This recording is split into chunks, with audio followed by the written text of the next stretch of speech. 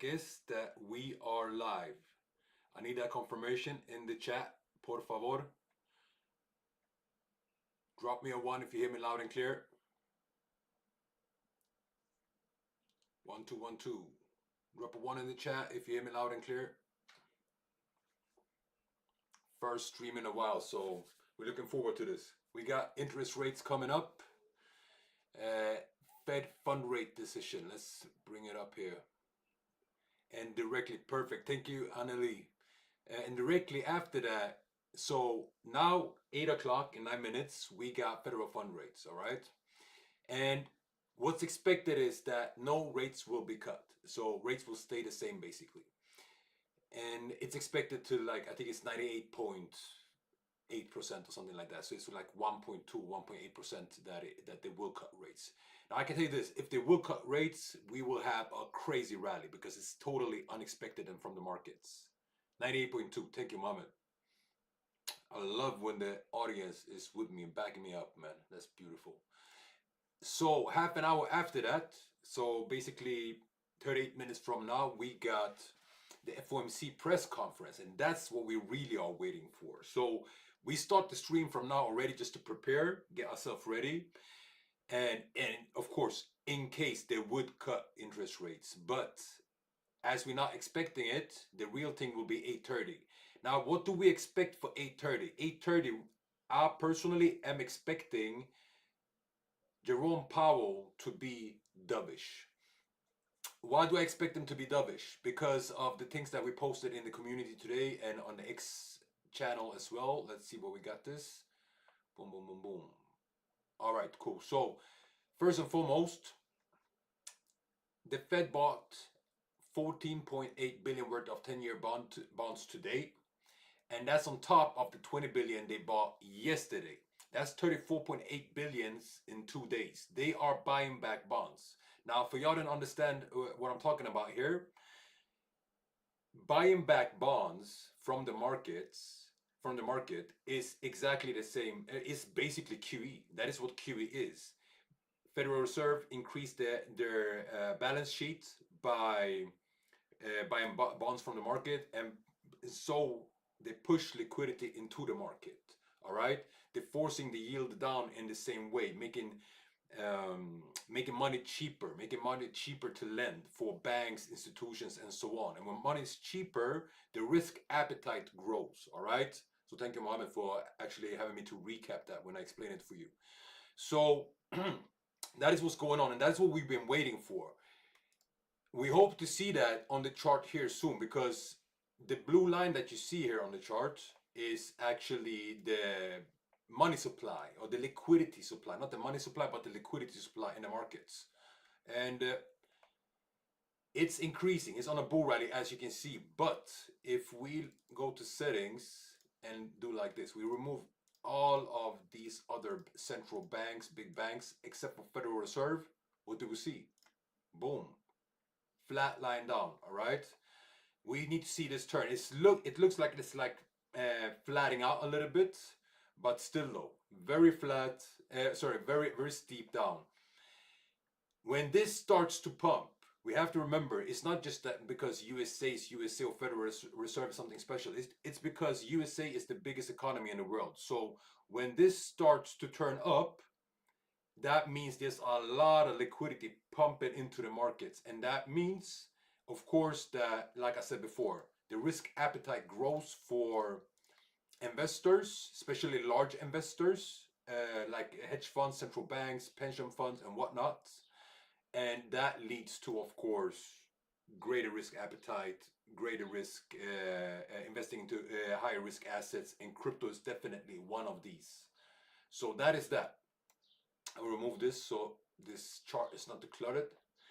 And what I'm expecting today is this. So now, probably, like I said, Fed won't cut the rates, so I don't expect anything special to happen. We will basically go sideways, like we have done all day today. So this is today's chart, and this happened tonight. This big spike due to bullish news on the trade war stuff. I think it's just an excuse, actually, to be honest. I think actually it was spike. Me personally, I think what spiked this is the the QE thing that I just spoke on with the Federal Reserve buying back bonds.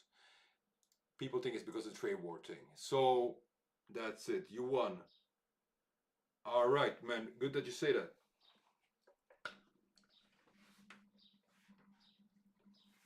I have the mic a little, quite a bit in front of me, but let's see if you can hear me better now.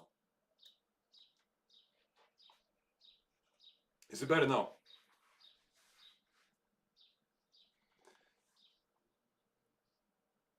Sup, Breakson? Long time, man. Nice. Cool. All right, perfect. And let's do this. Let's see if I can shift the camera a little bit. You can see my beautiful door behind me. All right, cool. So as we see right now, market is retracing. Now, if you've been on my lives before, y'all know when I'm expecting good news, I want to see the market retrace before that. And that is because here's the thing.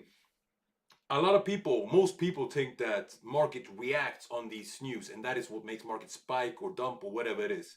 Most often, this thing is like this. These markets are so rigged that you won't even believe how rigged they are. So most often, like you will see a pre-dump before the pump. Why is that? Is because those that really know what's going on, those that really play big balls in these markets, they are already loading up, and they want to load up low, of course. So they dumping the market, they're making people sell off, they buy in, they have all the orders stacked up here, a lot of unfilled orders. And when it's time, due to the news, say that in quote marks, market starts to push upwards. What do we have? 3 minutes until news. So I love to see market dump before. And like I said, the real news we're waiting for is not the federal fund rates, because we basically already know that it's what was it, 98.2% that they won't cut rates. But let's look at it like this: if they cut rates, what happens? If they cut rates, I will only say one thing. I will say buy. Like you don't need to look for an entry. You don't need to look for anything, because the market will start pumping so hard it will be crazy. Exactly, Julio. Don Julio. Sorry, man, I butchered your name. Yeah, man, most definitely. So, and that is true also, and that is why that is why I'm keeping that alternative, and that is why we are streaming right now, because I remember from last bull run, like the rate cuts came unexpected. Those news that really pushed the market came always unexpected. So it's not like they say like they laying it up for you, like okay, we will cut rates so that you can buy in and prepare and get ready. Nah, it doesn't work like that, because they of course want to buy as cheap as possible. So they want you to sell to them so that they can buy whatever you sell. So Donald is wrong. Um, listen, wrong on what? I don't know, man. That dude is wrong on a lot of stuff. From the last rate cut, bro. The last rate cut was. We got 1 minute to news, so I will show it quick to you. Here, last rate cut was this here. Pop, pop, pop, pop, pop, pop, pop. You see this push? This is when Trump stepped in. I think the day after, 2 days after, Federal Reserve cut rates with 50 basis points, and market started to push. By the way, I forgot to say, China also cutting rates. So this is beautiful. All right, let's see what the news say. We're going to zoom in on 5 minutes. Boom, like that. I'm going to keep the chart here. I'm going to remove this one here last second, just to see what happens.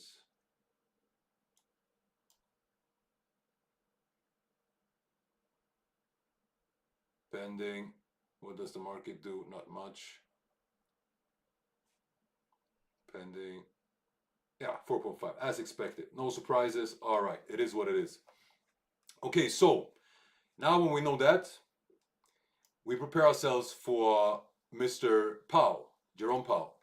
And I will be quick here for about 5 minutes, and then I will let the stream run, but I will shut off the camera and mic until like 2-3 minutes before he starts to speak again, or he starts to speak, the press conference starts, and then I start to speak again. And what I will give you is, because I know a lot of y'all like can't read or don't understand like what it really means due to the language or due to complicated economic terms that he uses. But so I will try to dissect and explain a lot of the stuff that he does and says, but also in the same time, just a sec.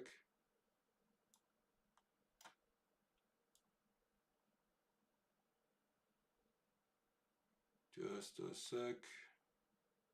Sorry. You guys still hear me, right? I got a message here that the internet is lagging. In the same time, also, I will explain what he's saying, but also, I will say basically bullish or bearish. That is it. So if there's something bullish that he says, then I will say this is bullish. Um, just understand this. If he says something very bullish, don't expect the market to pump directly. Y'all guys that been with me with on my streams for a while and been with me for a while, we know by experience now what happens always when this bullish news comes. It starts with a push in the opposite direction, right? Almost always like a liquidity sweep. So we will go reluctant in. And I'm saying to you guys, like especially you guys trading with leverage, go in easy. I will trade in front of you. So if I take trades, y'all will see it. I'm already in a couple of trades, as you can see here. And I will take them in front of you so that y'all know what's going on. I got XRP, the one that I called out, and I got TON going on here on my Hydra funded account. We'll talk more about that on future streams. But yeah, so y'all will see what I do basically. I will lead the pack, and y'all just don't do what I do. Financial disclaimer here, but take it as, what can I say, an indicator to confirm your own analysis. Will crypto tanka or stay the same if rates will be untouched? Rates are untouched, Yuan. So rates came out untouched, as you can see here, 4.5 as expected, and last time was also 4.5. But what we're looking for now is the FOMC press conference. That is what we're waiting for. And in the press conference, he will basically lay out if they want to go into QE, if they want to cut rates in the future or not. So next fund rate decision is in June. And we want to know, like, is there a big chance that they're cutting rates until June or not? And will there be more than the 2 rate cuts planned or not? And will the QE come or not? QE is the most important thing. So whenever you hear something that is like positive towards QE and rate cuts, that is good. And by the way, what can those positive things be? Bad economy, because you cut rates to stimulate the economy, all right? So bad economy, good inflation. So basically inflation numbers are down, because when you cut rates, you increase inflation. So, and Jerome Powell's reason to not cutting rates is because he says that the inflation has been too high. So when he does that, if he says that the inflation rate goes down or has gone down and he's happy with where it is, it means the rate cuts are close. Okay, so inflation down, economy down, those are the most key things that you want to hear. And also unemployment up. Unemployment up is also a key thing, but that goes together with economy down. Okay, with that said, I will mute myself and close the camera up until, let's say, 8. I'm talking Central European time now, so 8:27-ish, about 3 minutes before Jerome Powell starts talking. Then we get on again. So I let the stream run, but I'm gonna mute myself. I'll see you guys soon, all right? And if any questions, type it in the chat. I will answer them.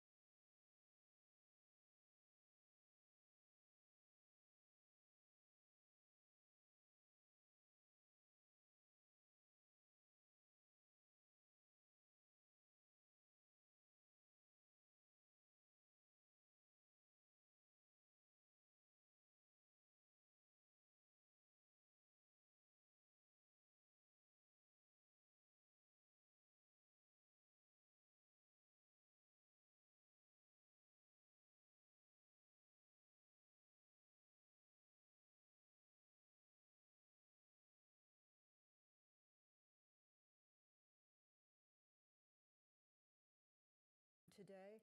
I think the risk,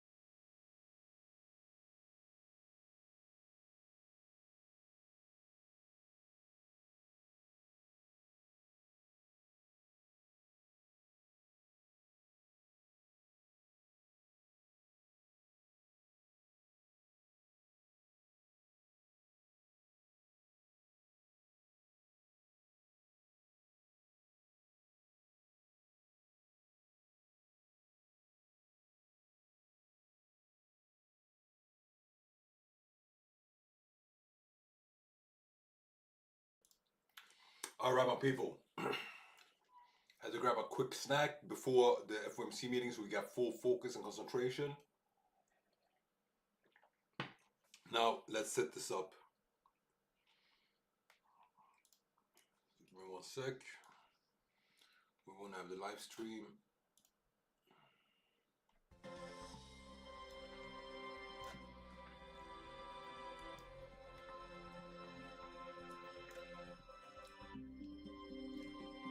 So what I will do is I will share both the stream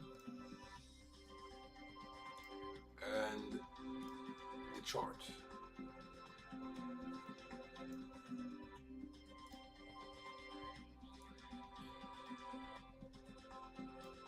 Boom, like that.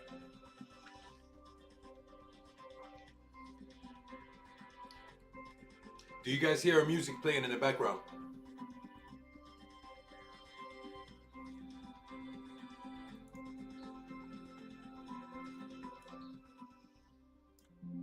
I'm a little bit rusty, haven't perfect. Thank you, Anneli. You're my partner, my co-worker today.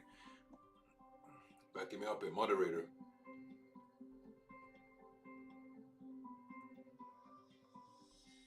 Ortens osläppta bangers.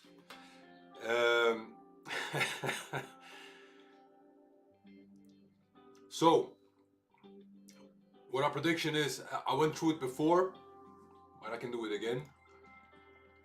Quick recap until he comes on.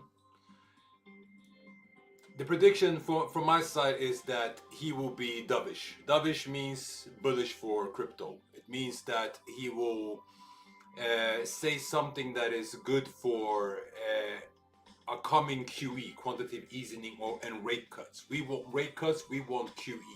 But I will lower this music a little bit here in the background.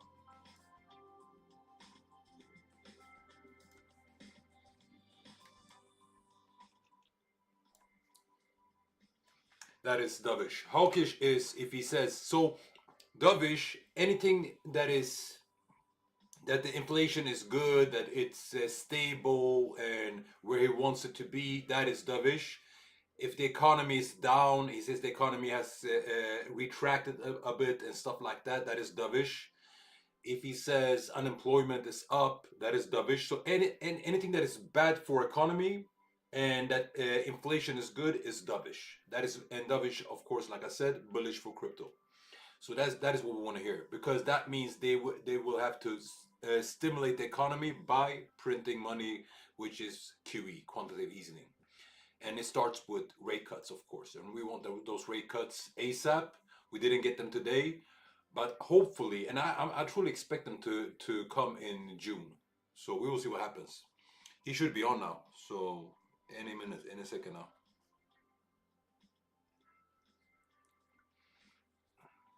And by the way, I will be trading in the same time. I got some trades running already. These entries, so the B means buy, and so I have buy entries here on XRP. These are in plus, these are not in plus, but it's small numbers so far, as you can see. I have some trades on ton as well. So you will see if I take trades. Now, there's a lot of positions that you see here, but this is actually like a low risk for me. It's a 50K account. I'm risking about 1%, 1 until 2% per trade.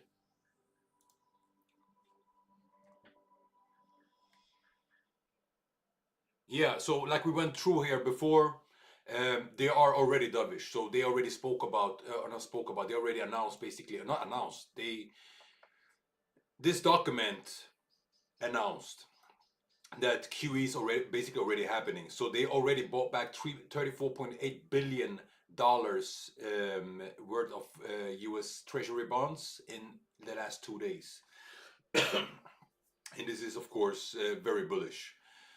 And me honestly, like I said before, a lot of people said that this was due to the good news on the tariffs, or basically the trade war between US and China. That's what caused the pump tonight. But I'm pretty sure that this was because of this. And in the same time, we got China also ramping up and starting to print money, induce liquidity into the system. So that's that.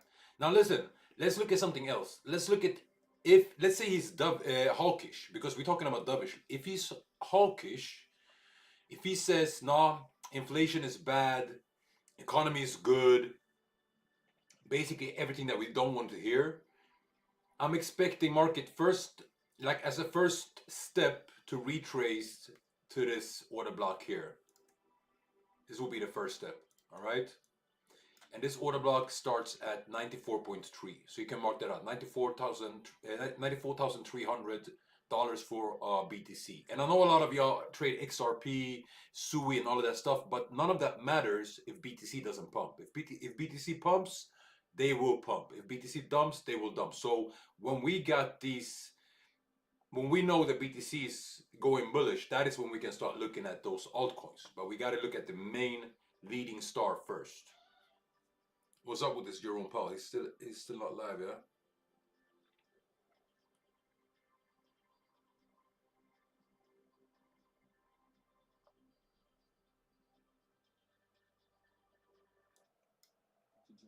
There we have it. Shit, man.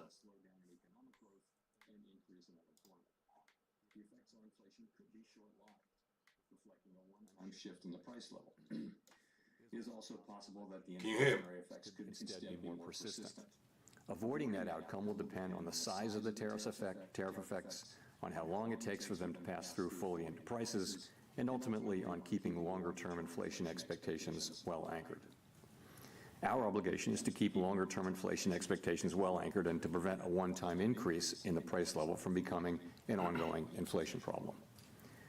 As we act to meet that obligation, we'll balance our maximum employment and price stability mandates, keeping in mind that without price stability, we cannot achieve the long periods of strong labor market conditions that benefit all Americans. We may find ourselves in the challenging scenario in which our dual mandate goals are in tension. If that were to occur, we would consider how far the economy is from each goal and the potentially different time horizons over which those respective gaps would be anticipated to close.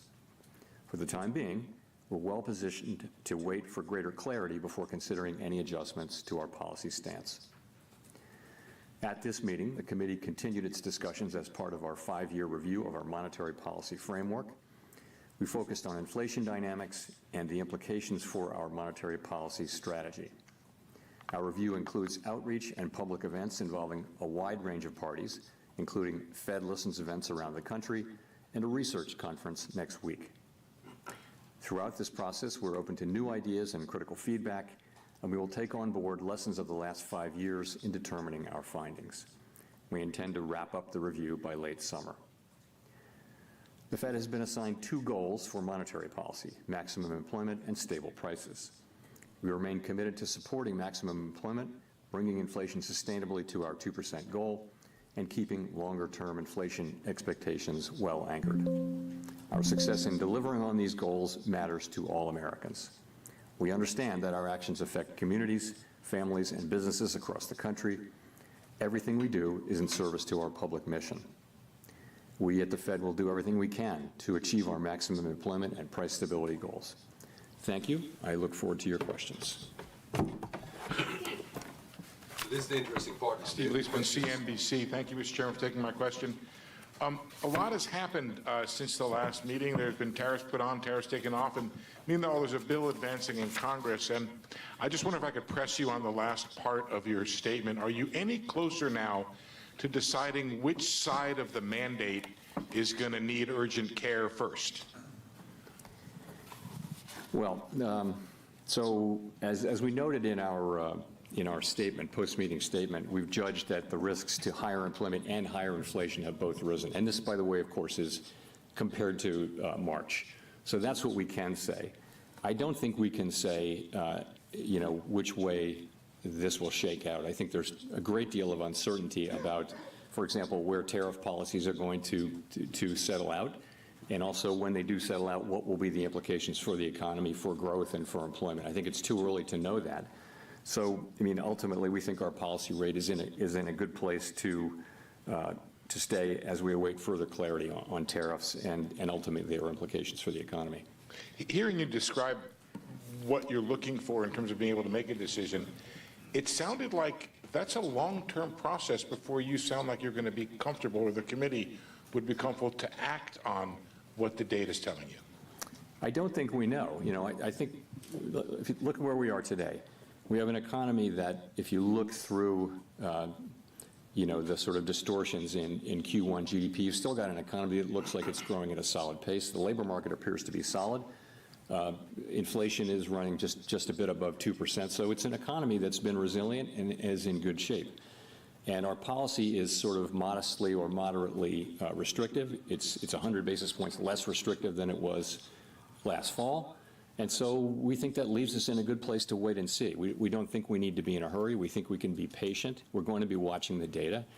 The data may move quickly or slowly, but we do think we're in a good position where we are to let things evolve and become clearer in terms of what should be the monetary policy response. Nick. All right, that sounded very hawkish, actually. Nick Timmermans from the Wall Street That was Journal. not bullish. Chair Powell, there's naturally a lot of PTSD around 2021 and supply shocks, but there are some who argue that the current situation has notable differences. Energy costs are down, housing imbalances look nothing like they did 4 years ago, labor demand appears to be gradually cooling with wage growth running below 4%. What do you see right now that could nourish higher inflation beyond a rise in goods prices this year? I think the underlying inflation picture is good. It's what you see, which is inflation now running a bit above 2%. And we've had basically decent readings in housing services and non-housing services, which is a big part of it. So that part, I think, is moving along well. But there's just so much that we don't know. I think, and we're in a good position to wait and see, is the thing. We don't have to be in a hurry. The economy has been resilient and is doing fairly well. Our policy is well positioned. The costs of waiting to see further are fairly low, we think. So that's what we're doing. And, you know, we'll see. The administration is entering into negotiations with many countries over tariffs. We'll know more with each week and month that goes by about where tariffs are going to land, and we'll know what the effects will be when we start to see those things. So we think we'll be learning. I can't tell you how long it will take, but for now it does seem like it's a fairly clear decision for us to wait and see and watch. So when you say that you don't need to be in a hurry, does that mean that could the outlook change in such a way that a change in your stance could be warranted as soon as your next meeting? You know, as I said, we are comfortable with our policy stance. We think we're in the right place to wait and see how things evolve. We don't feel like we need to be in a hurry. We feel like it's appropriate to be patient. And you know, when things develop, of course, we have a record of we can move quickly when that's appropriate.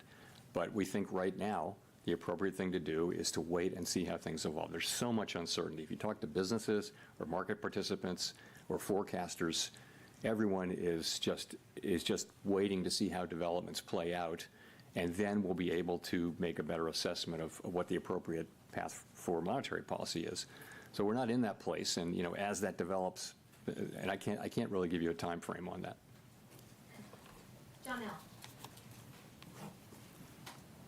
Janelle Marte with Bloomberg.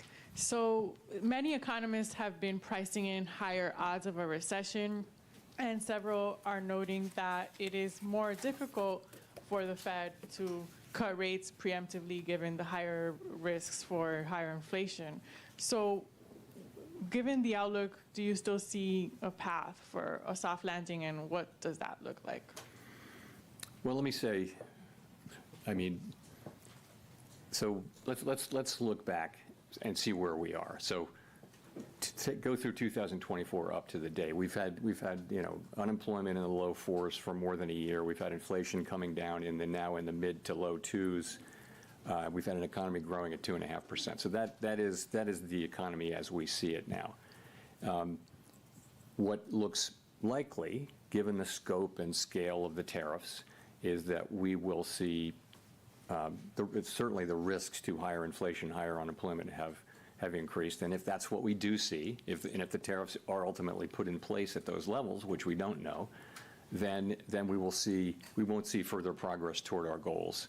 But we might see a delay in that. I think in our thinking, we never do anything but keep achieving those goals. But we would, at least for the next, let's say, year, we would not be making progress toward those goals. Again, if that's the way the tariffs shake out. The thing is, we don't know that. There's so much uncertainty about the scale, scope, timing, and persistence of the tariffs.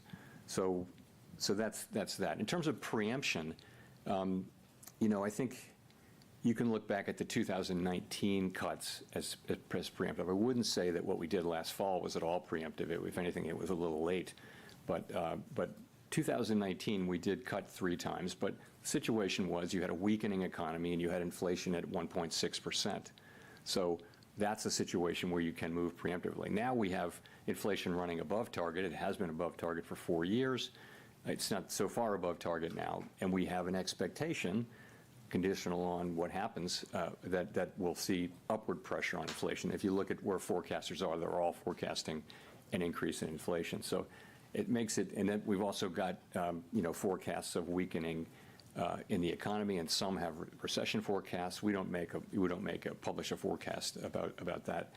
We don't publish a forecast that assesses how likely a recession is. But in any case, it's not a situation where we can be preemptive because we actually don't know what the right response to the data will be until we see more data. Guys, this is hawkish. This is very hawkish. So bearish for crypto. Colby Smith with the New York Times. How much weakness does the committee need to see, though, in the labor market and the economy more broadly to lower interest rates again? Is it about a certain increase in the unemployment rate over a period of time, or perhaps a certain number of negative monthly job reports? I mean, how are you making that assessment? So first of all, we don't see that yet, right? We have 4.2% unemployment, good participation, wages behaving very well.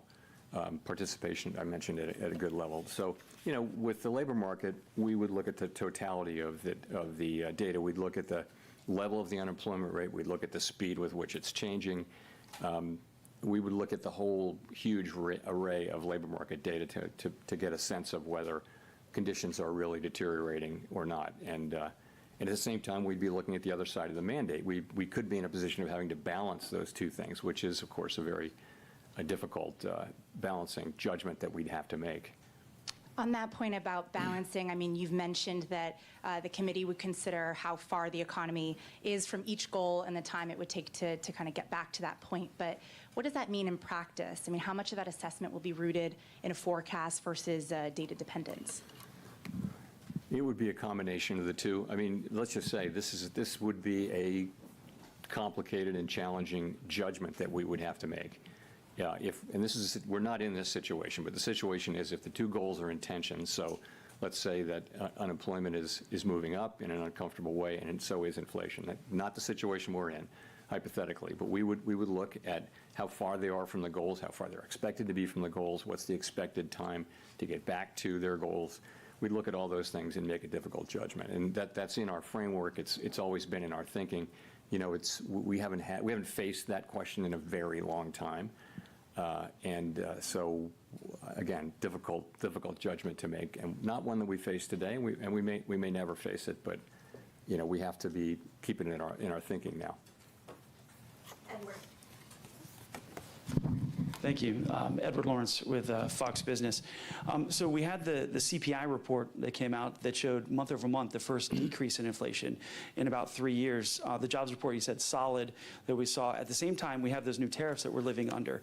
So given this, should the Federal Reserve be cutting rates at all this year? It's going to depend. I think you have to just take a step back and realize this is why we are where we are, is, we're going to need to see how this evolves. There are cases in which it would be appropriate for us to cut rates this year. There are cases in which it wouldn't.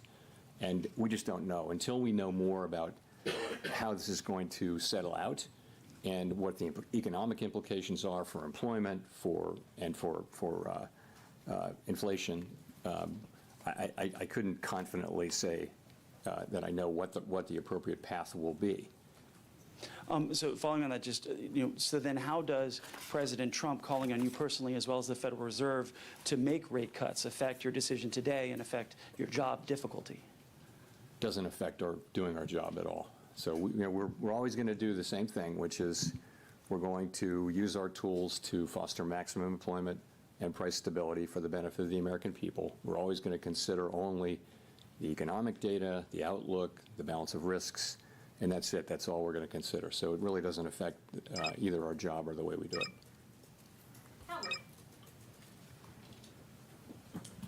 Hi, Howard Schneider with Reuters, and thanks for the time. I'm wondering, I mean, given the complexity about the first quarter GDP and what lies ahead, I'm just wondering what your intuition tells you about the underlying direction of the economy right now. Many of your colleagues have said they feel growth is slowing. If so, do you have any sense of by how much, to what degree the slowdown may be? What does your gut tell you about how things are evolving out there?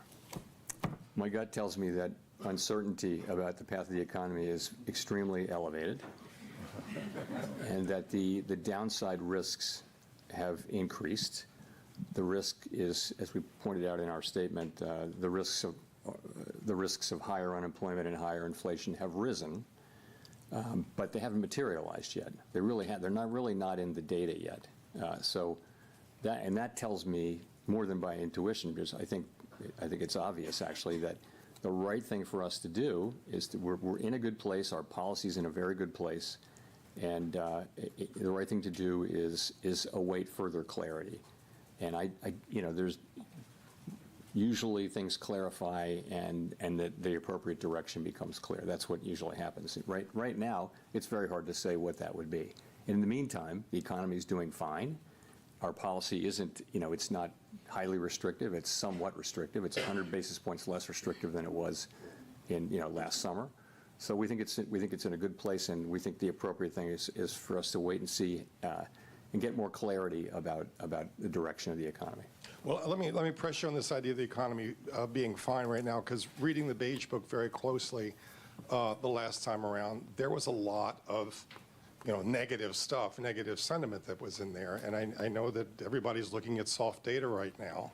You mentioned it yourself, that the sentiment's sour. But the Beige Book was talking about, the beginnings of layoffs in some industries, prices rising in some places, and an awful lot of investment decisions being pushed to the sideline. Doesn't that point to a slowdown? It may well. It just hasn't shown up yet. And we all look at all these sentiment and read many individual comments just to get a better feel. And businesses and households very broadly are concerned and postponing economic decisions of various kinds. And yes, if that continues and nothing happens to sort of alleviate those concerns, then you would expect that to begin to show up in economic data. It wouldn't maybe show up overnight, but it would show up over weeks and months. And that may be what happens, but it hadn't happened yet. And also, there are things that can happen that will change that narrative. I mean, they haven't happened, but it's possible to imagine things that. But in the meantime, yes, we're watching it extremely carefully, like everyone is, but don't see really much evidence of it in the actual economic data yet. And by the way, consumers keep spending, credit card spending. It's it's still a healthy economy, albeit one that is shrouded in some very downbeat sentiment on the part of people and businesses.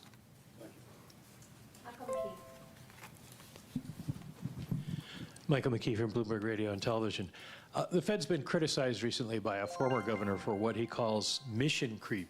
You take on more problems, use more tools, and then end up building tools to deal with the fallout of those tools, which then makes it a given that you will act more aggressively in the future. Is that a fair critique, and is that something you would be looking at in your framework review? Sorry, say the critique again. That the Fed has been involved in mission creep, gets involved in using too many new tools to deal with problems and to go too far. Is that something that the critique was based around the fact that you did QE and QE and QE Sure. and went beyond the narrow confines of your mandate? So Well, I mean, there are a couple, that's not really beyond the confines of our mandate. Look, I would say this, we did things, essentially we're on an emergency footing for a couple of years in the pandemic, and it's very fair and very welcome for people to look back over what we did and say, hey, you could have done this better and different. And one thing we hear a lot is we could have explained QE a little better. We did think we were explaining it in real time. I completely accept the thought that we could have explained it better. There's a lot of thinking that we went on too long with QE. I can tell you that the reason we did was we were concerned that we didn't want a sharp tightening in financial conditions at a time when we thought the economy was still vulnerable. And so we did hold on for a long time to QE, and we, of course, tapered and everything. And then we immediately went into QT, and, we're down a couple of trillion. But I get we certainly, with the benefit of hindsight, could have tapered earlier or faster. That's absolutely right. But this is all very welcome. We knew doing this in real time that we weren't going to get it perfect, and those kind of after action kind of looks are essential, and we're doing the same thing in our review. So on some issues. The other part of that critique is that you've taken on topics that are outside of the mandate, such as climate change and trying to ensure that certain groups are benefited by your economic policies in terms of employment, et cetera. So, okay, on climate, you've heard me say over and over again that we will not be climate policymakers, and that our role on climate is a very, very narrow one. And I think that's what we've done. We've done really very little on climate. You can say that little bit that we've done was too much, but I wouldn't want to give any impression that we've taken climate and it's something that we're spending a lot of time and energy on. We're not. We have very, very narrow things. We did one guidance for the banks, and then we did a one-time stress analysis, climate stress analysis, and that's it. And we dropped out of the network of greening the financial system. So we didn't do much on climate, but I do think, and I've said this publicly several times, I think it's a real danger for us to try to take on a mandate like that, which is very narrow application to our work. And the risk is if you go for things that are really not in your mandate, then why are you independent? And I think that's a very fair question. I do think we've done a whole lot less on climate than some people seem to think we did. Anyway, that's what I think. Should you have taken on the question of bringing unemployment rates down for specific categories? We didn't do that. What we said was that we never targeted any unemployment rate for individual racial or demographic groups. What we said was that maximum employment was a broad and inclusive goal. And I think what we meant by that was we're going to consider the totality of the country as we look at our maximum employment goal. Of course, we were never going to target any individual group with that, but I think some people, wanted to hear it that way. But that's not at all what we meant.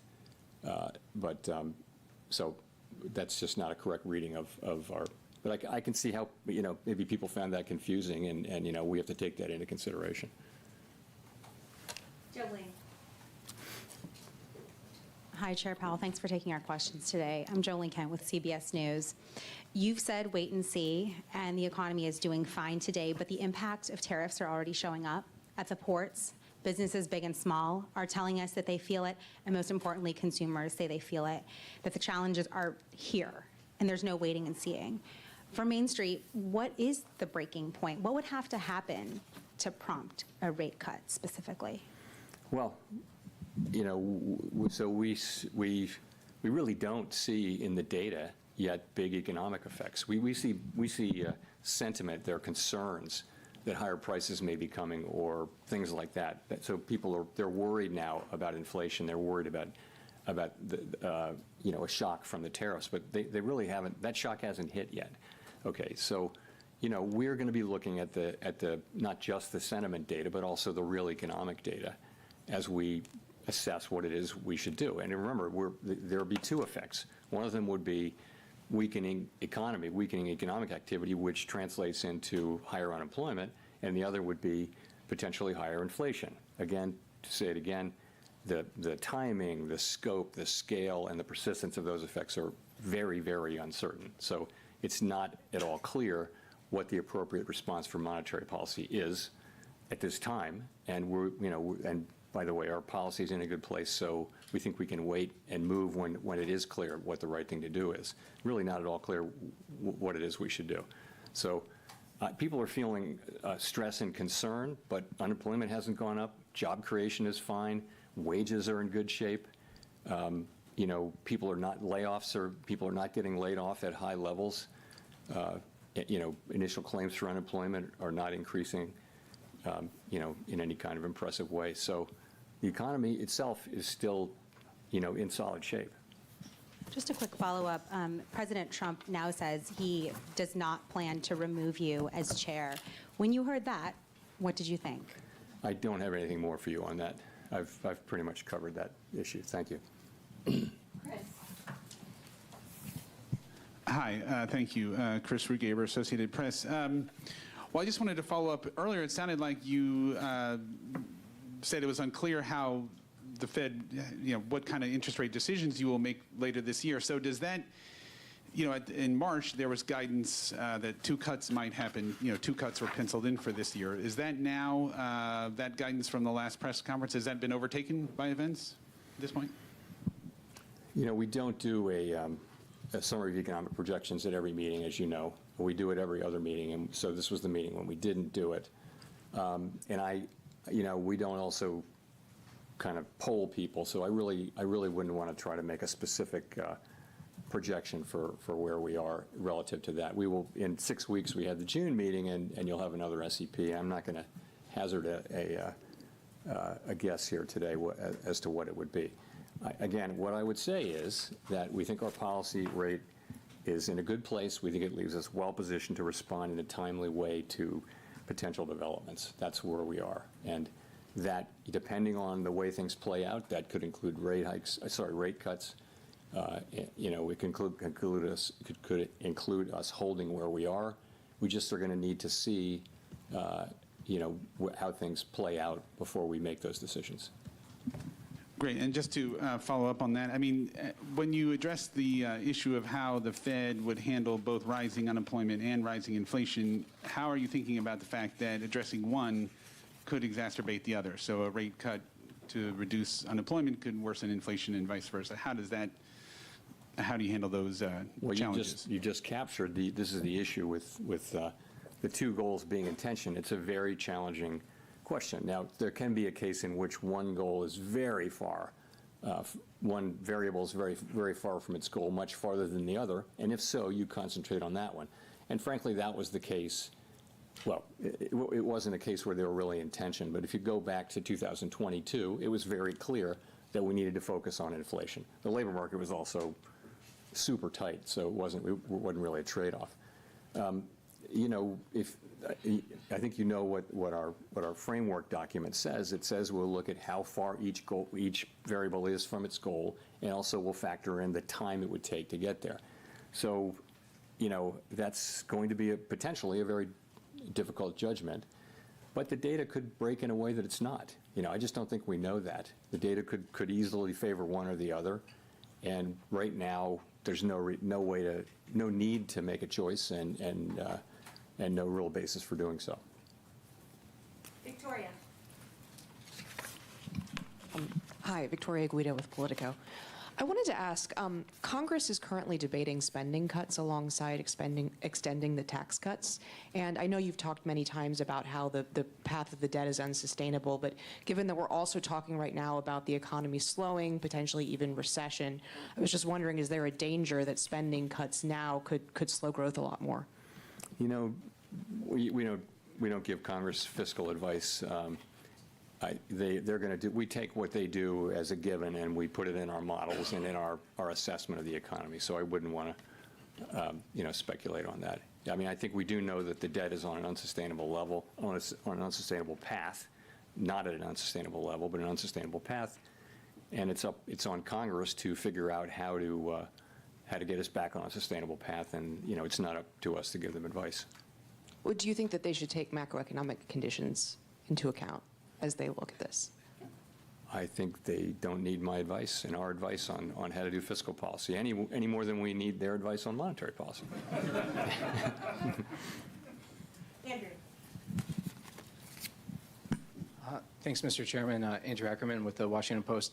In your Jackson Hole comments last year, you said you would not welcome further cooling in labor market conditions. The unemployment rate then was 4.2%, which is what it is now. Many forecasters now predict a higher jobless rate. How has your tolerance for weakening labor market conditions changed compared to a year ago? So it was quite a different situation. What was happening last year is that over the space of 6, 8, 7 months, the unemployment rate went up by almost a full percentage point. And it was click, click, click, click, click each month. And you know, everywhere people were talking about downside risks to the labor market. At the same time, payroll job numbers were getting softer and softer. So there was a really obvious concern about downside risk to the labor market. And so at Jackson Hole and then in September, you know, we wanted to address that forthrightly. We wanted to show that we were there for I mean, we'd been there for inflation for a couple of years, and we wanted to show also that we're there for the labor market. And it was important that we send that signal. Fortunately, since then, the labor market has really, and the unemployment rate have really been moving sideways at a level that is, you know, well in the range of mainstream estimates of maximum employment. So that concern has gotten a lot less. So, you know, you're at 4.2% unemployment. I think we were in a very different situation. Now we have a situation where, you know, the risks to higher inflation and higher unemployment have both gone up, as we noted in our statement, and we've got to monitor both of those. We actually have a potential situation where there may be a trade-off or tension between the two, potentially. We don't have it yet, and we may not have it, but that's what we have, and that's why I think it's a very different situation. I mean, I guess I want to follow up by asking how much of a rise in the jobless rate you could tolerate. Yeah, I can't give you I'm not going to try to give you a specific number. I'll just say we have to now be looking at both variables and which of them is you know, demanding. If one of them is demanding our focus more than the other, that would tell us what to do with policy. If they're more or less, you know, equally distant and equally or not distant, then we don't have to make that assessment. You know, the assessment is you wait. So I'm not going to try to be really specific about what we need to see in terms of a number. But if we did see, you know, significant deterioration in the labor market, of course that's one of our two variables, and we would look to be able to support that. You'd hope that it wasn't also coming at a time when inflation was getting very bad. And again, we're speculating here. We don't know this. We don't know any of these things. It's very hypothetical. We're just going to have to wait and see how it plays out. Thanks.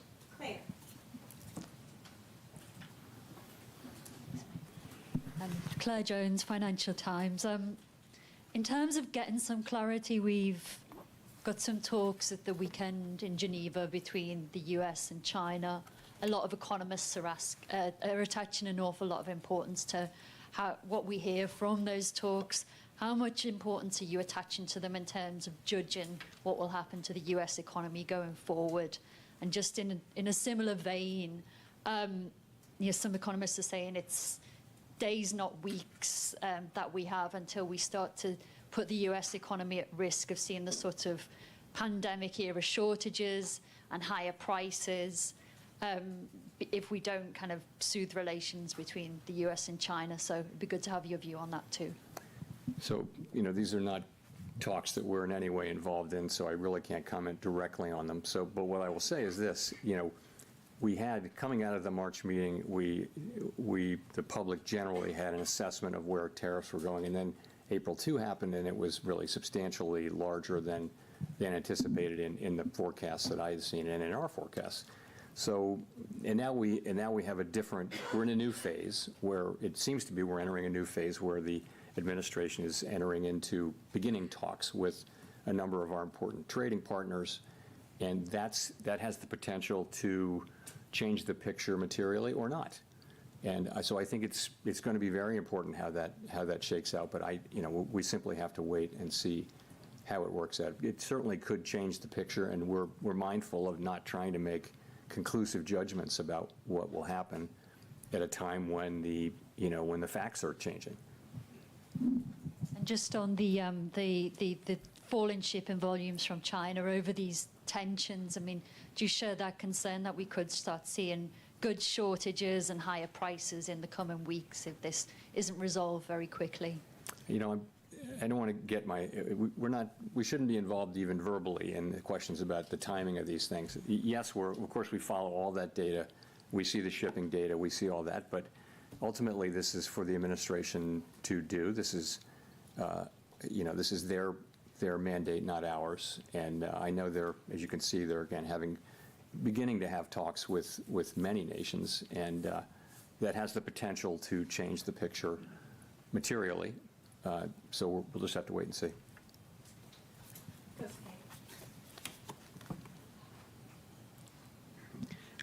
Kosuke Takami with Nikkei. Thank you for doing this. The volume of imported goods increased significantly in the first quarter. Do you think that this situation could cause a delay in the impact of tariff on inflation?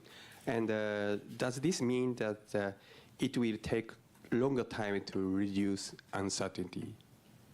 The decision we made today? Which decision? So the future decision. So the volume of the imports, imported goods increased significantly. So the impact on the imported inflation may delay. So what is the impact to your future decision?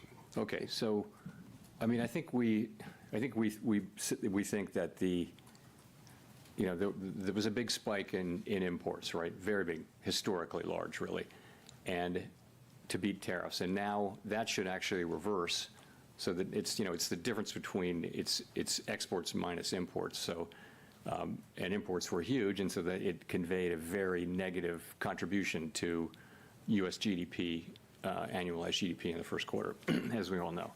So that could, in the second quarter, be reversed, so that we have an unusually large contribution to usually positive. That's very likely as imports drop sharply. You could also have, very likely you'll have restatements of the first quarter. It'll turn out that consumer spending was higher. It'll turn out that inventories were higher, and so you'll see those data revised up. It may actually go into the third quarter too, and so I think this whole process is going to a little bit make it harder to make a clean assessment of U.S. demand. I mentioned private domestic final purchases, which doesn't have inventories, government, or inventories, government. Anyway, it's a cleaner read on private demand, but that too probably was flattered a little bit by by strong demand for imports to beat tariffs. So that might overstate. It's a really good reading, 3% PDFP in the first quarter. That might actually overstate. So it's not really going to, I don't think it's going to affect our decisions. I will just say, though, that it's a little confusing, and it's probably less confusing to us than it would be to the general public as we try to explain this. It's complicated, and GDP is sending a signal, PDFP is sending a signal. It's a little bit confusing, but I think we understand what's going on. It's not really going to change things for us.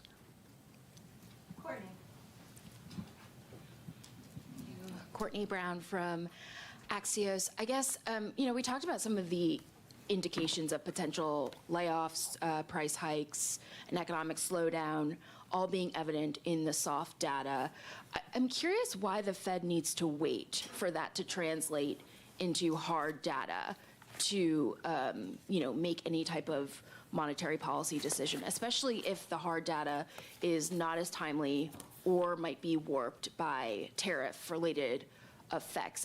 Are you worried that the soft data might be some sort of false warning? No, I mean, look at the state of the economy. The labor market is solid, inflation is low. We can afford to be patient as things unfold. There's no real cost to our waiting at this point. Also, the sense of it is, we're not sure what the right thing will be. There should be some increase in inflation. There should be some increase in unemployment. Those call for different responses. And so until we know potentially call for different responses. And so, until we know more, we have the ability to wait and see. And it seems to be a pretty clear decision. Everyone on the committee supported waiting. And so that's why we're waiting. Just a very quick follow-up.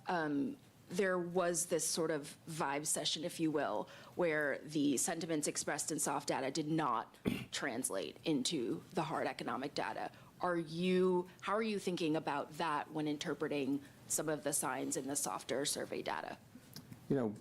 I think going back a number of years, the link between sentiment data and consumer spending has been weak. It's not been a strong link at all. On the other hand, we haven't had a move of this, speed and size. So it wouldn't be the case that we're looking at this and just completely dismissing it. But it's another reason to wait and see. You're right, though. We had a couple of years during the pandemic where people were saying just very downbeat surveys and going out and spending money. So that can happen, and that may happen to some degree here. We just don't know. This is an outsized change in sentiment, though, and so none of us is looking. We will see what questions come in if it comes, like if somebody drops some crazy question, but the conclusion right now is very bearish. Thanks, Chair Powell. Matt Egan with CNN. So you mentioned earlier that you're monitoring the shipping data, and we have seen in the shipping data that imports from China into the Port of Los Angeles have plunged, and that has raised concerns about potential shortages. What tools, if any, does the Fed have to ensure that prices and inflation expectations don't get out of hand if tariffs do cause significant supply chain disruptions? I mean, we don't have, the kind of tools that are good at dealing with supply chain problems. We don't have that at all. That's a job for the administration and for the private sector more than anything. What we can do with our interest rate tool is we can be more or less supportive of demand, and that'd be a very inefficient way to try to fix supply chain problems. But we don't see the inflation yet. We're of course reading the same stories and watching the same data as everybody else. And, right now we see inflation, kind of moving sideways at a fairly low level. If I could follow up on that, President Trump has indicated that he will likely name a replacement for you when your term as chair expires next year. But your position on the board runs through January 2028, I believe. Would you consider remaining on the Fed board even if you're no longer chair? So I don't have anything for you on that. My whole focus is on, and my colleagues' focus is all on, trying to navigate this tricky passage we're in right now, trying to make the right decisions. We want to make the best decisions for the people that we serve. That's what we think about day and night, and this is a challenging situation, and that's 100% of our focus right now. Let's go to Jennifer for the last question. Thank you so much, Chair Powell. Jennifer Schonberger with Yahoo Finance. Public records of your schedule so far this year show no meetings with President Trump. Past presidents Obama, Bush, and Clinton have all met with Fed chairs, and you met with Trump during his first term. Why haven't you asked for a meeting yet with the president? I've never asked for a meeting with any president, and I never will. It's not, I wouldn't do that. There's never a reason for me to ask for a meeting. It's always been the other way. So would you want to meet with him if given the opportunity to get more information? It's never an initiative that I take. It's always an initiative.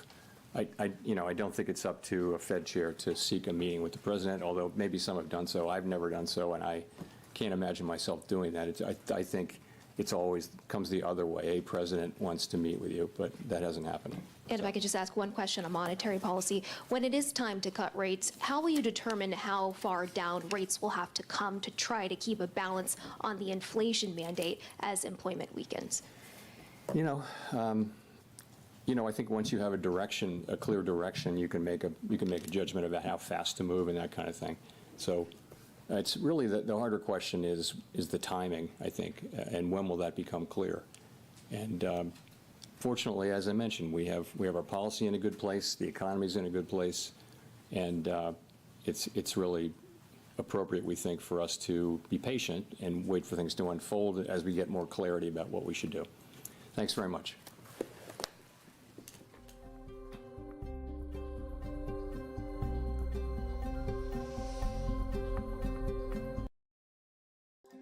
All right, that was not what we expected. Let me shut this thing down. Boom, boom. All right, Charlie, I will answer your question. Let me just get this right here. Camera on so you'll see my beautiful face. So you know it's not an AI talking to you. All right, cool. So what can we say about this?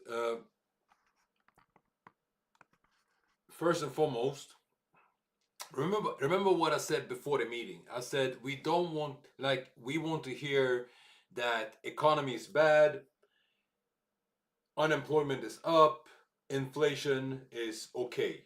He said exactly the opposite. You guys hear me, right? But it's quite dead here. Thanks, man. Okay, cool. He said the exact opposite. So he said very hawkish stuff, and hawkish things means like things that is actually more putting pressure on increasing interest rates than decreasing interest rates. All right. Now I don't think they will increase interest rates. They can't do it in the economic state that they're in. It's like one of the journalists asked also. She said like, okay, how like you're in a fucked up situation basically. Like how like inflation is a little bit up, but then there's like we're on the rink of recession. United States is on the rink of recession, and that is also not a good state where you want to cut rates. You know, so because that signals bad economy and it just spirals that recession even further. Now, the good thing with all of this is because so he said very bearish things. Normally, on a 5 minute here, we should see this thing tank, especially after we had this pump. We should see this thing tank. So I don't know why it's stalling right now. As you guys maybe saw, I put in some sell positions. I got in some sell orders. They're basically at break even right now. And I don't know why market is stalling. Maybe people are selling, but as usual, we have institutions buying up those sell orders. So because we know that the institutional and national, so governmental demand for BTC is very, very high right now. All right. So that's the demand. But like I say, the fundamentals was bearish. We still have this bearish flag here, this bearish flag pattern that I've been talking about on several analysis and market overviews. So Charlie, back to your question. I prepared a little chart here. I see so I think tonight we're going to see the market retrace a little bit. I'm actually correct my analysis a little bit. Let's go to the hourly so we see things clearer. So first place I think we're going to hit is this order block here, because I'm looking at order block. So it's order block for order block. If you've been through my academy, if you've been through my studies, or if you studied ICP or whatever, then you know that ICT, sorry. Then you know that you know what an order block is. So first level I'm looking at 95 100, all right, to retrace. I think we're going to hit that during the night. Next level 91 200, that's number 2, and the third level 88 500, actually a little bit more. I would say 88 800, almost 89, all right.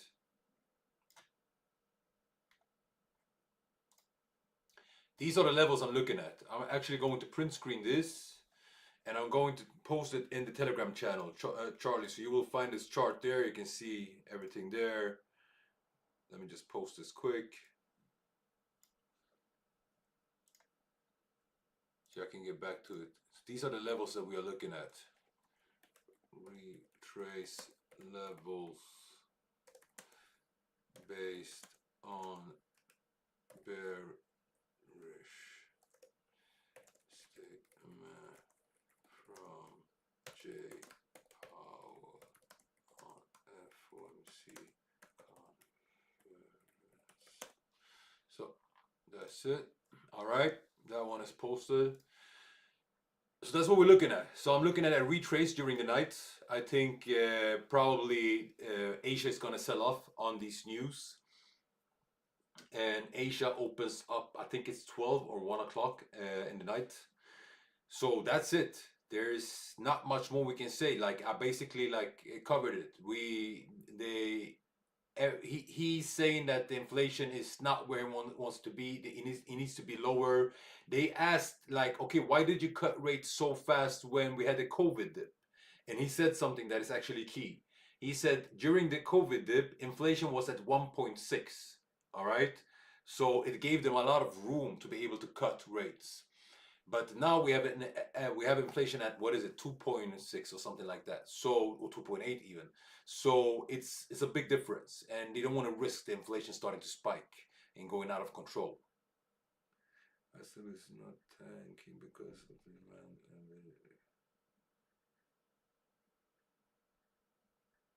Yeah, Mohammed, I agree. Like Mohammed is saying, like it's not tanking because of the demand and liquidity. And that is true because even if Fed is not pushing in liquidity, which they actually do, I call it stealth QE. So it's basically not an official QE, but it's the QE we spoke about earlier. And it's this year that they are buying up bonds from the markets. I think they will buy up house mortgage bonds as well because those are also spiking. But that's the thing. So we have a stealth QE that is pushing in liquidity to the market. We have China pushing in liquidity. We have EU pushing in liquidity by QE, and Japan is doing it in a big fashion way. So we have a lot of liquidity being pushed into the market, like I showed on this chart before. If you didn't see it, we have a liquidity bull rally basically. There you see it. So this chart, the blue one. So it has been spiking. In the lag effect, if we count 3 months, this is beginning of January. So we should have the bottom here. This here should have been the bottom. And the push that we're seeing now should be this push. But I think that we will see a little pullback here, which would probably this little pullback that we see here. This one. And then another push, pullback, another push. So we will see how this plays out. But that is basically it. And also, like you say in Mohammed, it's institutions and it's governments around the world. Like when they see bearish news, this is the perfect opportunity for them to buy cheap. All right, because they know a lot of people will be selling and there will be sell pressure, and now they can buy up all those sell orders instead of buying when there's bullish news or when the market is pushing upwards. And what happens when they buy? Of course, everything rallies up. So that is that. Guys, if you have no more questions, I'm going to start wrapping this thing here up. It's getting late here as well.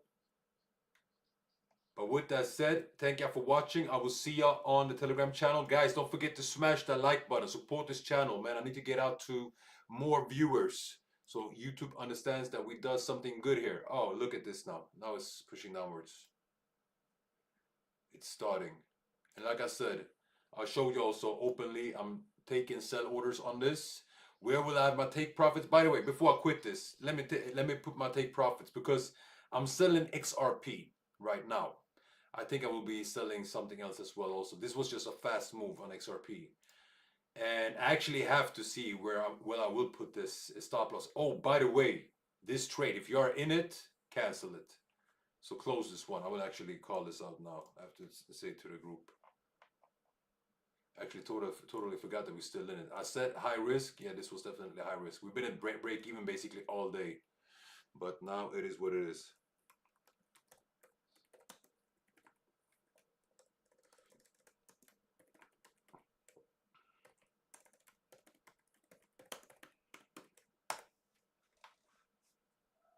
Boom. All right. So now comes the question: where do I put the take profits on this one? So I took my sell from here.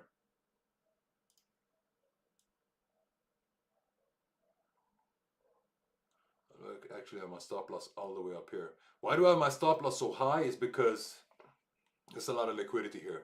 And market might want to push up, grab some liquidity before it continues down. You're welcome, guys.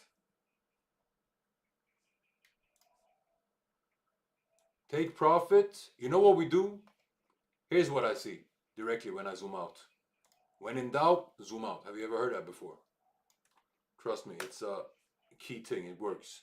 So I've been talking about this bullish flag pattern that that XRP has been in for a while now, right? This is a very bullish flag pattern. It's an accumulation zone, an accumulation channel, basically. In the same time, we had this bearish flag here, and yeah, market broke out, retested, and pushed down, and that's where we are at right now. I think market now will push down and come and retest this flag pattern, this bullish flag pattern. And it's perfect because we have this key level. So you see this brown zone here that is from 1.87 till 1.95. That is a key level. You see how well market respects it. Boom, boom, boom. Like even here it pushed through, but it came back quickly, retested and up. So it's a very respected level. And bet that when market hits that level, there will be a lot of people buying. So the bounce up will be immediate. It doesn't mean that it will go to the moon from there, but it will bounce up a little bit at least. So that is why I'm taking profits. I will be looking at some more finite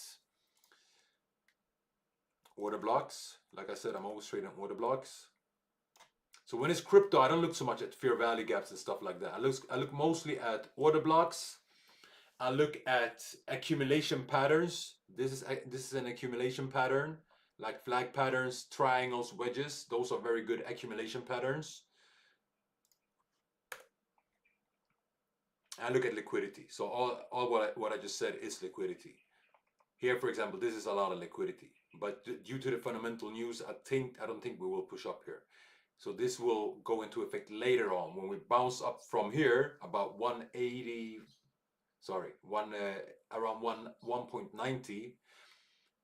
We bounce up, then we will take out this liquidity. Now, here's the thing, like we just said, bearish news doesn't mean that the market will dump. We have seen this many times before. We get bearish news, market starts to pump instead. We get bullish news, market starts to dump instead.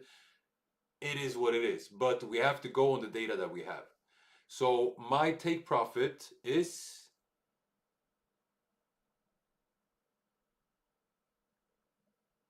exactly at the start of this order block, and that is 1.96. Let's put it 1.96 exactly, like that. Boom. That is my order block. Sorry, my take profit. Let me just get that in. 1.96.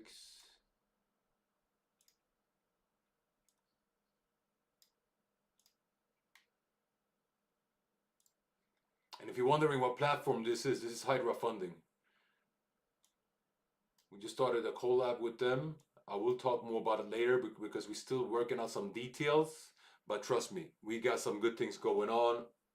We will have giveaways. We will have challenges with funded accounts, 10K funded accounts. And you don't want to miss that. All right, guys, that's it. I have nothing more for you. Like Jerome Powell said, I have nothing more for you. So have a beautiful afternoon, and I will see you on the next